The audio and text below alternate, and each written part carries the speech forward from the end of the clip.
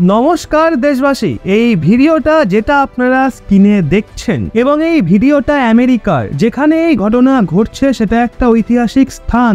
আসলে এটাকে আমেরিকার স্বাধীনতারও 22 বছর আগে বানানো হয়েছিল।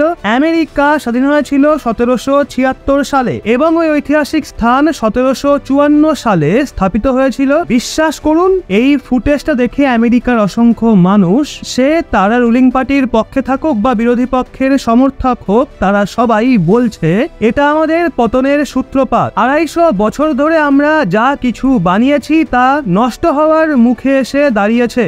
আর এই কথাটা একদম সত্যিও, কারণ এটাকে আপনারা ভারতের গোলামির সঙ্গে জুড়েও দেখতে পারেন। যদি আপনারা ভারতের পুরো ইতিহাস ঘাটেন তাহলে দেখবেন ভারতকে বহুবার হামলার সম্মুখীন হতে হয়। বিদেশি শক্তিগুলো এসে ভারতকে লুট করে চলে যায়, কিন্তু ভারতের কোনো রকম এফেক্ট পড়ে না। কিছু বছরের মধ্যে ভারত পুনরায় রিকভার করে ফেলতো, পুনরায় আবার সোনার পাখি হয়ে যেত। কিন্তু যেই দিন বিদেশি আক্রমণকারীরা ভারতের নালন্দা বিশ্ববিদ্যালয়কে নিশানা বানায় আর সেটাকে তছনছ করে দেয়, যেটা সেই সময় পুরো বিশ্বে শিক্ষার কেন্দ্রবিন্দু ছিল, ওই দিন থেকে ভারতের এমন পতন শুরু হয় যে আগামী কয়েক দশক লেগে যায় ভারতকে পুনরায় দাঁড় করাতে। ঠিক এমনটাই আমেরিকাতে হচ্ছে। আমেরিকার যে বিশ্ববিদ্যালয় রয়েছে, যেটা আমেরিকার শক্তির প্রতীক, আমেরিকাকে সুপার পাওয়ার করার কেন্দ্র হয়ে রয়েছে বিগত 250 বছর ধরে, যার মধ্যে অনেকগুলো তো আমেরিকা হয়ে ওঠার থেকেও পুরনো।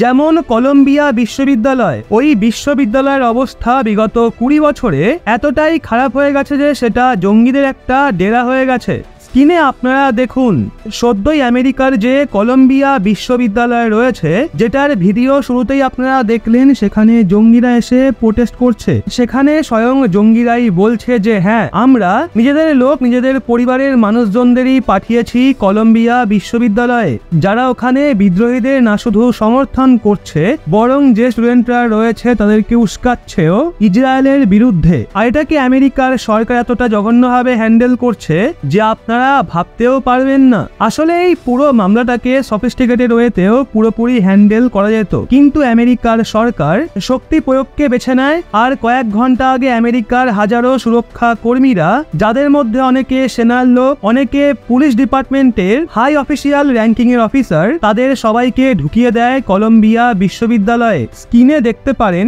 এটা মনে হচ্ছে যেন এরা পুলিশ নয়, পুরো একটা গুন্ডার দল, যারা বিশ্ববিদ্যালয়ে ভাঙচুর চালাচ্ছে, স্টুডেন্টদের টানাইচড়া করছে, মারছে।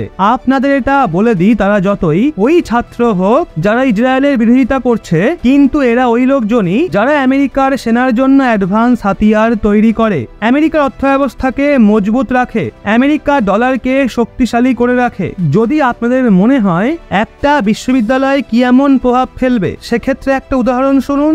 এই কলম্বিয়া বিশ্ববিদ্যালয়ের বিগত 1 বছরের বাজেট প্রায় $10 বিলিয়ন ছিল। কত বেশি পরিমাণে? এটা পাকিস্তানের 3 সেনার টোটাল যে ডিফেন্স বাজেট হয় সেটার বরাবর। পাকিস্তানের সেনা যত নিজের পেছনে খরচা করে, ততটাই আমেরিকার এই বিশ্ববিদ্যালয়ে এদের ছাত্রের পেছনে খরচা করে। তো এই পয়সা কোথায় ব্যয় হয়? আমেরিকাকে শক্তিশালী বানাতে। ওখানকার স্টুডেন্টরা নতুন নতুন রিসার্চ করে, নতুন নতুন ধরনের এমন টেকনোলজি ডেভেলপ করে, যার জন্য আমেরিকার অর্থব্যবস্থার কয়েক ট্রিলিয়ন ডলারের মুনাফা হয়। কিন্তু এখন এই বিশ্ববিদ্যালয়ের ওপর, ওই ছাত্রদের ওপর এমন ভাবে কার্যকলাপ করা হচ্ছে, যা দেখে আমেরিকার মানুষরা নিজেরাই বলছে, দেখুন, যতই আমরা ইসরায়েলের সমর্থক হই, কিন্তু ছাত্রদের বিরুদ্ধে এমন পদক্ষেপ কখনোই শোভা দেয় না। এটা যেন আমাদের পতনের কারণ না হয়ে দাঁড়ায়। কেননা যেই সভ্যতায় শিক্ষার সমাদর হয় না, সেই সভ্যতার পতন যে অবশ্যম্ভাবী,